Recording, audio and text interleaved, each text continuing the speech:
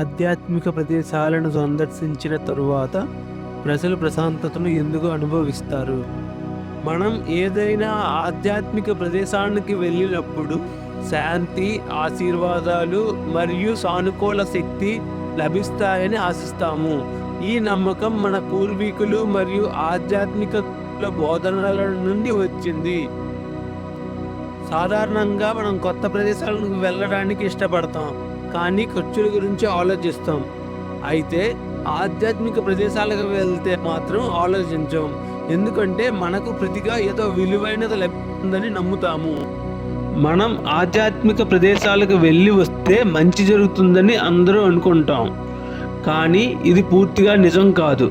ఎందుకంటే నమ్మకాలతో సంబంధం లేకుండా జీవితంలో ఆశీర్వాదాలు మరియు సవాళ్ళు ఒక భాగంగా ఉంటాయి.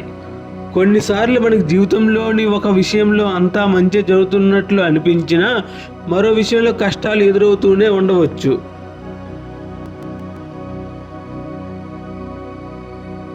ఆధ్యాత్మిక ప్రదేశాల నిర్మాణం మరియు వాటి నిర్వహణ విధానం కారణంగా అక్కడ సానుకూల శక్తి ఉంటుందని నమ్ముతాము.